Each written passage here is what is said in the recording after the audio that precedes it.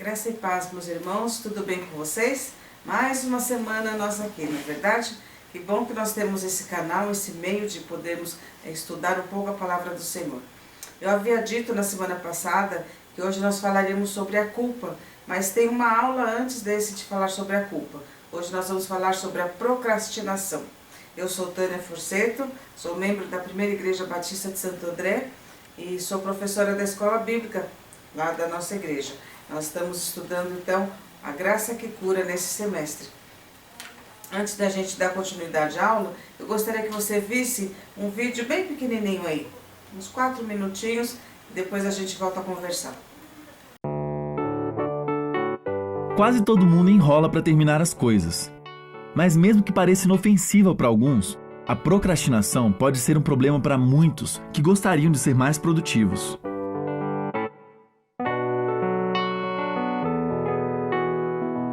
Procrastinar significa adiar intencionalmente o início ou término de alguma coisa que você ia fazer, apesar de saber que essa pode não ser a melhor decisão. Ela é uma forma evitativa de enfrentar o estresse que tende a piorar a situação a longo prazo. Um dos principais fatores que levam alguém a procrastinar é o quão desagradável é aquilo que precisa ser feito. Outro fator é o quão distante no futuro a pessoa se beneficiaria de fato por fazer aquela tarefa. Quanto mais distantes estiverem os benefícios, maior tende a ser a procrastinação. As pessoas procrastinam há muito tempo já, mas tudo indica que desde a Revolução Industrial temos procrastinado cada vez mais. Embora consigam se sentir melhores no presente, a longo prazo, procrastinadores se estressam mais, tiram notas mais baixas e podem ter uma saúde pior do que pessoas mais disciplinadas. A procrastinação pode custar mais caro também. Uma pesquisa indicou que, em média, os americanos gastaram $400 a mais do que precisavam em 2002 por enrolarem para fazer suas declarações de imposto e cometerem mais erros em decorrência disso. Todo mundo procrastina, mas nem todo mundo é um procrastinador. Alguns dados indicam que cerca de 20% das pessoas são procrastinadores crônicos. Essas pessoas sofrem grandes prejuízos por procrastinarem nos estudos, no trabalho e nos relacionamentos. Essa tendência a procrastinar costuma ser estável ao longo do tempo. Em parte, essa estabilidade pode estar ligada a fatores genéticos, já que gêmeos idênticos tendem a ser mais parecidos entre si do que gêmeos fraternais quanto à propensão a procrastinar. Se você quer procrastinar menos, aqui vão algumas dicas. Uma coisa importante é tirar da cabeça a ideia de que você precisa estar com vontade de fazer algo para fazer algo. Não nos sentimos bem o tempo todo, mas podemos fazer o que precisamos mesmo assim. Você pode aprender a dar menos importância para os seus sentimentos na hora de fazer uma tarefa. Não vai ser tão agradável quanto ir assistir um filme, mas vai te ajudar a alcançar metas mais importantes a longo prazo. Se você tem uma tarefa complicada para fazer, tente dividi-la em partes menores e mais simples. Por exemplo, se você precisa entregar um trabalho grande, divida ele em várias partes pequenas que você poderia começar a fazer agora e faça a primeira e mais simples delas. Assim, você pode progredir aos poucos na tarefa. Isso pode fazer você se sentir bem e te motivar a continuar progredindo. Você pode se dar um prêmio por cada progresso que alcançar, como um descanso de alguns minutos, o que também pode incentivar a sua produtividade se você usar o bom senso. O seu ambiente de trabalho também é importante. Ter o seu e-mail aberto em um computador ou um celular conectado à internet enquanto tenta realizar uma tarefa pode diminuir a sua produtividade. Se você acha que é um procrastinador crônico, buscar ajuda psicológica pode ser uma boa ideia. Agora que você viu o vídeo, eu vou fazer algumas perguntas para identificar a procrastinação. Veja bem aí o que você vai pontuar. Se você quiser fazer agora, então coloque aí de número de 1 a 13, e aí conforme eu vou falando, você põe X ou não, deixa em branco. Aí no final a gente vai ver a pontuação. Então vamos lá. Tenho coisas importantes para fazer, mas deixo sempre para a última hora. Você é assim? Então põe um X, se não, deixa em branco. Dou preferência para fazer o que mais gosto e não o que precisa ser feito. preciso fazer algo, mas penso, amanhã eu faço. Costumo iniciar uma tarefa e colocar outras na frente, demorando para concluir a primeira. Todo final de ano faço uma lista de metas para realizar, mas na prática são poucas finalizadas e assim voltam tudo de novo para a lista para o próximo ano ver se há alguma mudança de comportamento. Costumo dar desculpas pelo atraso e procurando meios que possam justificar esse meu atraso. Fico irritado por não conseguir fazer o que preciso, desperdiçando tempo com coisas sem importância. Com muita frequência começo uma tarefa, mas não a concluo. Costumo fazer muitas tarefas simultâneas. Por fim, me atrapalho por não definir prioridades, acabo deixando coisas para depois. Costumo planejar na mente o que preciso fazer e não faço uma agenda programada. Deixo tudo para a última hora. Eu me saboto para agir e fico me enrolando ao invés de fazer o que precisa ser feito. Costumo adiar visita, adiar o perdão, o cuidado com a saúde, deixando tudo para depois. Então essas são as 13 questões que eu falei para vocês. Então veja aí, se você pontuou de 4 a 6, você procrastina, mas não é ainda aquele procrastinador, determinado que a gente vai estudar. Você tem que ficar em alerta para que não passe disso. Porque na verdade todo mundo procrastina, mas nem todo mundo é um procrastinador, porque vive daquele jeito e não consegue mudar. Então se você tem de 7 ou mais, aí é problema, você tem que procurar ajuda. E vamos dar então continuidade. Aí eu coloquei uma imagem, essa imagem é dos procrastinadores anônimos. Sabia que a coisa é tão séria que existe um clube, uma associação dos procrastinadores anônimos, assim como temos os comedores compulsivos anônimos, dos alcoolistas anônimos, e então temos também dos procrastinadores. E aí na plaquinha está escrito, reunião de hoje à noite foi adiada, será remarcada. Já um procrastinador vai procurar uma reunião e chega lá, está remarcada. No outro quadrinho aí, na outra charge, está escrito assim, primeiro encontro anual dos procrastinadores anônimos. Aí a mocinha diz, já enrolamos umas 2 horas, vamos começar a reunião?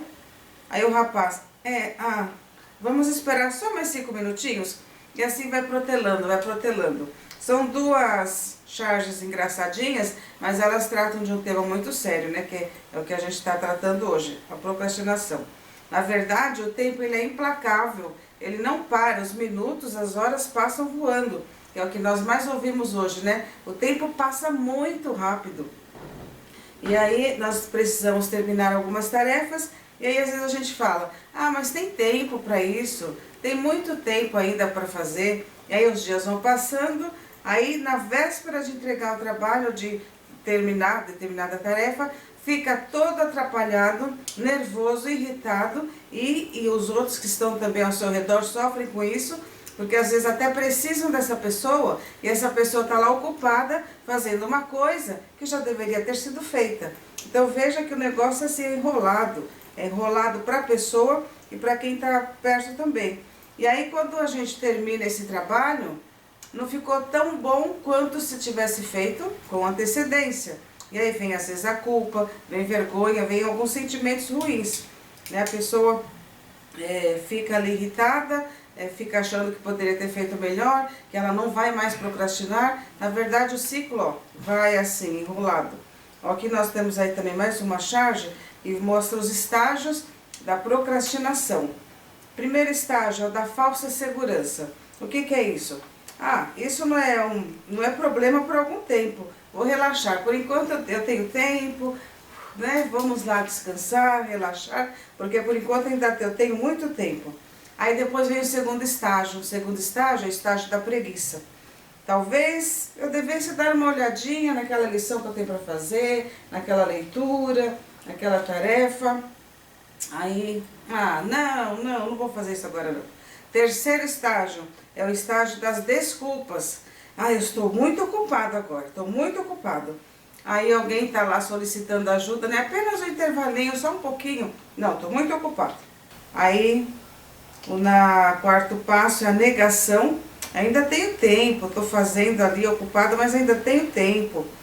Aí, por outro lado, você vai pensar, eu não preciso dormir mesmo, né? Deixa, eu faço depois.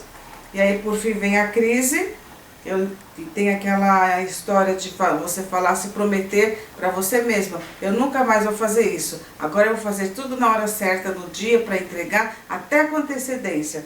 Só que assim não acontece. Aí entra o último estágio, que é o repita, e vai tudo de novo. Por enquanto não é problema. Aí depois você pensa, mas não dá atenção, aí entra na negação, entra nas desculpas e continua o ciclo. Qual o grande problema? Não estabelece prioridades e se ocupa com coisas menos importantes. Vive a reclamar que há muita coisa para pouco tempo. Em casos mais graves, a pessoa passa a ter sérios problemas até físicos, decorrentes de crises de ansiedade por conta da procrastinação. Lembra que a semana passada nós vimos sobre a ansiedade? A pessoa ansiosa demais também tem o problema da procrastinação. Parece que é meio ligado. Alguns estudiosos já falaram sobre isso. E o que é procrastinação, na definição dela? O que a Bíblia fala sobre isso? Bom, procrastinação é um substantivo feminino. Ação ou efeito de procrastinar, deixar para depois, adiar. É a característica de adiamento, de protelação. Deixar para depois o que se pode fazer com antecedência. A procrastinação é sinônimo de protelação, protraimento, adiamento, delonga e demora. Então a pessoa procrastinadora, ela evita tarefas ou alguma coisa que esteja relacionada com ansiedade. Porque quando os prazos se aproximam, a angústia que essa pessoa sofre é demais. Ela protela por um bom tempo. Quando está chegando o prazo, a angústia, o sofrimento é tamanho dessa pessoa, que ela chega até às vezes a passar mal. Então logo a ansiedade é causadora também da procrastinação. A pessoa fica ansiosa, não consegue fazer e aquilo vai se protelando. Então os efeitos mais comuns, eu já falei até anteriormente, são culpa, a pessoa se sente culpada porque não fez. Ela perde a produtividade, porque é lógico que fazer uma coisa em cima da hora não vai sair tão bem feito quanto uma coisa que poderia ter sido feita com antecedência. Às vezes sente vergonha, porque vai levar uma chamada de alguém, ou vergonha de si mesma, ela mesma sente vergonha. E aí passa a ser um problema sério isso tudo, quando afeta o andamento normal da vida. Quando a pessoa não consegue realmente sair daquele emaranhado, se atrapalha na escola, se atrapalha no serviço, com seus documentos, com as coisas de casa. Então aí já é um problema seríssimo. Como é que funciona essa questão da procrastinação? Ela tem um mecanismo que se a gente coloca como se então. Então a pessoa pensa assim, se uma coisa precisa ser feita para amanhã, então eu tenho muito tempo, não preciso fazer agora. Então, se, então, é assim que funciona.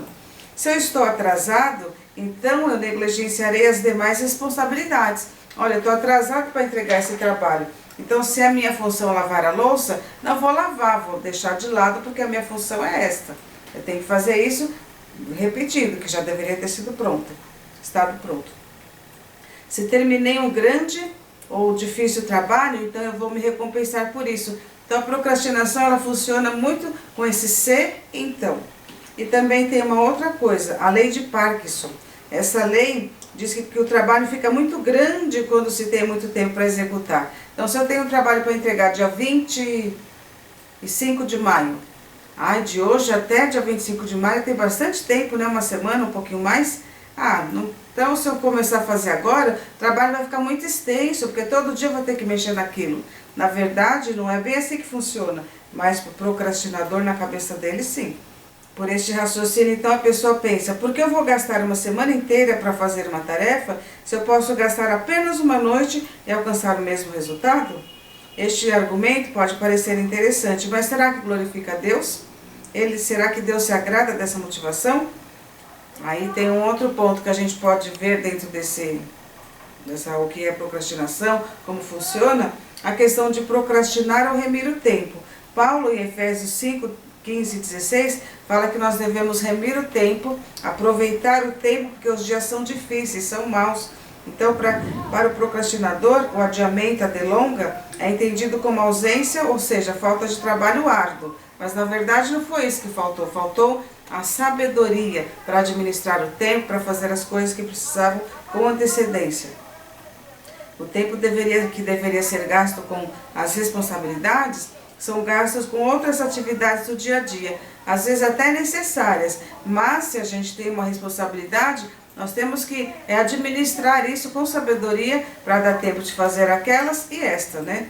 Todas as atividades. O que normalmente acontece é que algumas atividades elas se justificam, né? Chegam a justificar o atraso de outras. Então a pessoa trabalha muito com essa questão, mas é algo interno, não é porque ela quer fazer isso. É algo que é problema mesmo na vida da pessoa. E aqui a gente também tem um ciclo da procrastinação, nós vimos lá os estágios. Aqui um ciclo mais ou menos que é habitual na vida de muitas pessoas. Então primeiro ela chega no trabalho e vê o que tem para fazer. Cheguei, fecho, tem muita coisa para fazer. Em vez de ela sentar na mesa e dividir o que ela vai poder fazer em cada horário, ela protela, ela vai tomar um cafezinho. Então ela se levanta, aliás, nem senta, vai tomar um café. Aí ela volta para a mesa, em vez de trabalhar, o que ela vai fazer? Ver e-mail, vai entrar no Facebook. Aí depois ela sai das redes sociais e entra na internet. E essa internet vai longe, né? Os links aí que vão levando para cada vez mais janelas, cada vez mais coisas para ver, para serem vistas. Aí depois ela checa de novo o Facebook, levanta para tomar água, depois vai ao banheiro, começa uma conversa, aí volta para as tarefas. No final do dia, o que essa pessoa fez? Quase nada, porque esse ciclo, ele é assim contínuo e a pessoa perdeu muito tempo com redes sociais, com outras coisas e deixou o seu trabalho para ser feito para outra ocasião. E aí às vezes vai levar uma bronca do chefe, vai ficar em desalinho com toda a sua equipe, vai causar problema para a sua equipe, porque às vezes depende de alguma coisa que ela deveria fazer para que todo mundo fizesse o trabalho legal. Então são essas as fases. Aí a pessoa se desespera, mas aí não há mais o que fazer. Ela não remiu o tempo, né? Não aproveitou como deveria. E o que a Bíblia fala sobre isso? Exatamente, a palavra procrastinador não aparece, mas em 2 Tessalonicenses 3,11, nós lemos assim: pois ouvimos que alguns de vocês estão ociosos, não trabalham, mas andam se intrometendo na vida alheia. Paulo está falando aqui para um grupo de irmãos que não estavam fazendo o seu trabalho, estavam atrapalhando os outros. E a palavra que ele usa é bem intrigante, é um verbo trabalhar composto com a preposição ao redor. Então ele diz que essas pessoas, a gente poderia até concluir assim, essas pessoas trabalham ao redor, ficam atrapalhando os outros, não fazem o seu trabalho. Então trabalhar ao redor, veja que é a mesma coisa que procrastinar. Você tem um alvo a fazer, eu tenho que ler esse livro. Tá, esse é o meu alvo. Mas em vez de ler o livro, eu vou olhar esse folheto, que interessante. Aí eu vou ver como é que funciona o mouse, eu vou fazer qualquer outra coisa por fora, mas não vou fazer a minha atividade. Então a Bíblia é clara, falando que as pessoas têm que trabalhar, têm que fazer a sua obrigação, não ficar trabalhando por fora.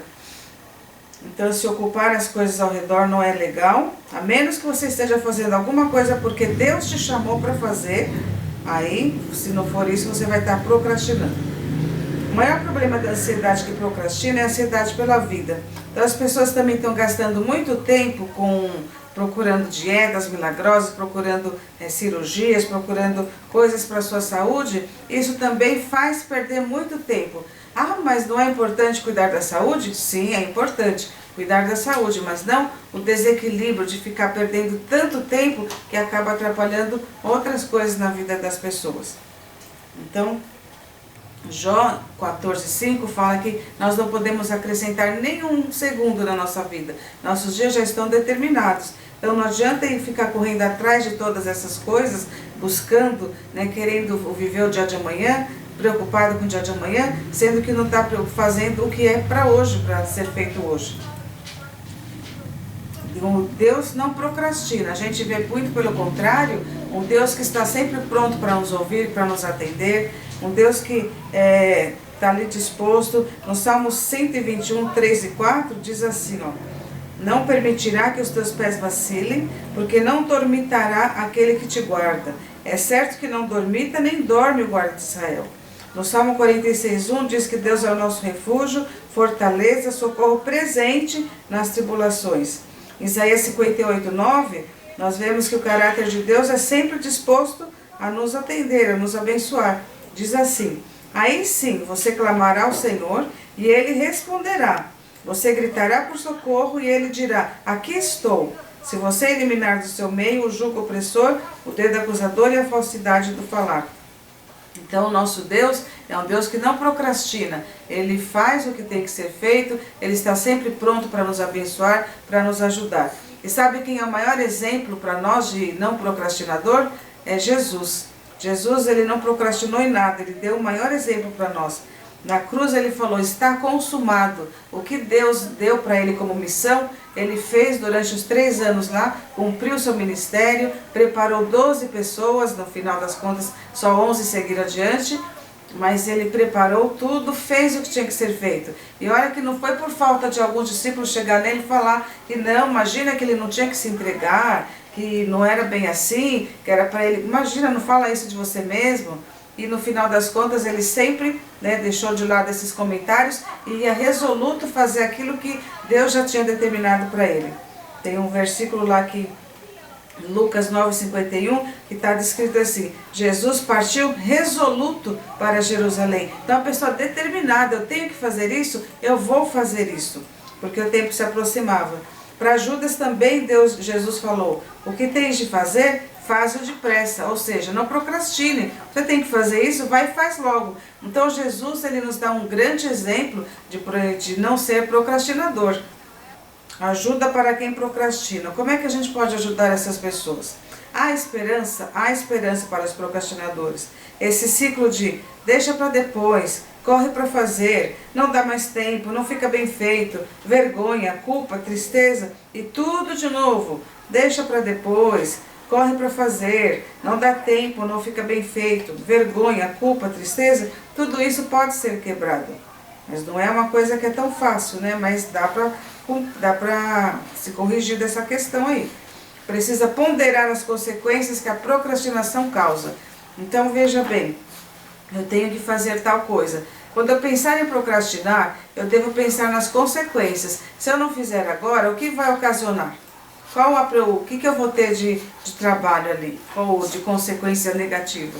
Então a gente tem que ponderar isso, tem que observar se é questão de preguiça, de pecado, e se arrepender e pedir perdão, porque na verdade a gente não tem que se arrepender só dos pecados que são assim claramente definidos pela sociedade. Então matou, roubou, alguma coisa assim, e o que está no coração também é pecado. Então essa intenção do coração também é pecado e precisa ser corrigido. A indolência e o nervosismo diante da procrastinação nos impede de viver uma vida melhor, ajudar em alguma situação, porque a gente vai estar sempre ocupado com outras coisas. Então veja como é sério essa questão. Você perde o seu tempo que você tinha para fazer um trabalho, vendo redes sociais, procurando, pesquisando coisas para a saúde, para a beleza e vai. Aí quando você tem que fazer daquele start, daquele clique, então você vai começar a fazer o trabalho.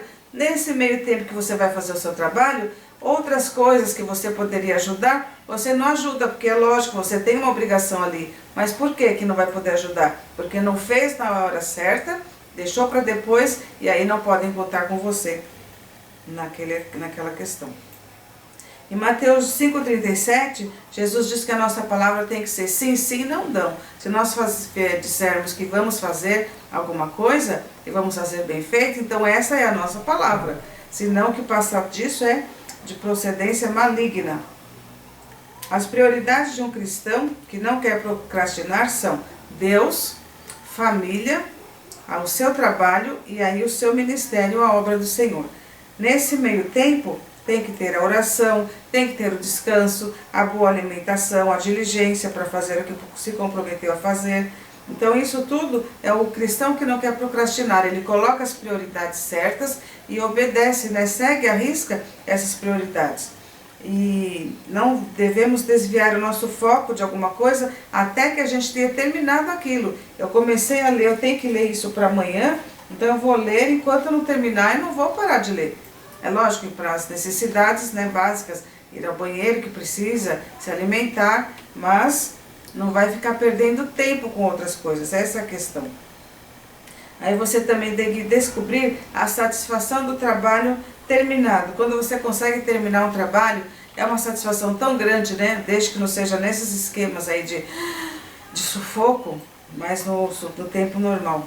Se você identificou essas áreas na sua vida que devem ser mudadas, não procrastine, né? Procure mudar, procure ajuda. E aqui tem algumas diquinhas, né, que podem ajudar. Então comece logo pela manhã. Logo pela manhã você começa, você cria uma rotina, arrume uma companhia para essa companhia ser como se fosse uma prestadora de contas sua, para você falar, conversar com essa pessoa sobre a sua rotina. Prepare-se para realizar a tarefa, comprometa-se, né? Pega aquela tarefa e vai se comprometer com aquilo, deixa o resto para depois. Realize as tarefas importantes e comemore a sua conquista. Então, como a gente viu, não é fácil vencer a procrastinação, mas também não é impossível. Progredir nessa luta tem que ser um hábito diário, um passo de cada vez. E eu queria deixar para você uma tarefa para você analisar aí se você tem perdido tempo com redes sociais, protelando tarefas essenciais. Isso tem sido realidade na sua vida? Você está perdendo muito tempo com as redes sociais e deixando o que precisa ser feito para depois? Observe-se ao seu redor, algo tem que ser feito com urgência. Agora mesmo aí na sua casa, nessa quarentena, tem algo de urgente que você precise fazer? Um concerto, uma leitura, seja lá o que for. Faça uma lista das tarefas que você quer fazer e faça e vá ticando. É tão gostoso quando a gente determina, eu quero fazer esta, preciso fazer esta, e conforme vai fazendo, vai ticando. É muito satisfatório isso no final das contas. E na verdade é libertador. Né? Deixar a procrastinação de lado é algo que liberta o ser humano. E a gente viu que isso pode atrapalhar a vida, pode trazer problemas físicos, pode atrapalhar a convivência com a família, na escola, no trabalho. Então, meus irmãos, vamos refletir sobre isso e se esse for o seu caso, peça ajuda para Deus, peça ajuda para alguma pessoa do seu convívio, para que você vença esse problema e possa glorificar a Deus com as suas atitudes e com o seu jeito de ser também. Vamos orar? Senhor, eu quero te agradecer porque na Tua Palavra nós encontramos exemplos até desse assunto tão sério, que prejudica muitas pessoas, que paralisa, mas nós queremos te pedir que o Senhor abençoe cada uma dessas pessoas que estão assistindo, que assistiram esta aula, que, ó Deus, o Senhor traga consciência por que elas fazem isso, e que o Senhor dê a resolução, Senhor, a resposta, para que as pessoas consigam vencer esse problema de procrastinação e possam viver mais livres, ó Pai, sem essa opressão, sem essa culpa que sentem quando não conseguem fazer aquilo que deveriam ter feito. Em nome de Jesus eu te peço, Senhor, e te agradeço. Amém. Amém? Deus te abençoe. A semana que vem nós vamos sim estudar a aula Livre-se da Culpa. Aí nós vamos ter com o professor Henrique Verri, ele vai estar conosco e espero que você esteja também aqui prestigiando mais uma aula. Deus te abençoe, uma boa semana, fique com Deus.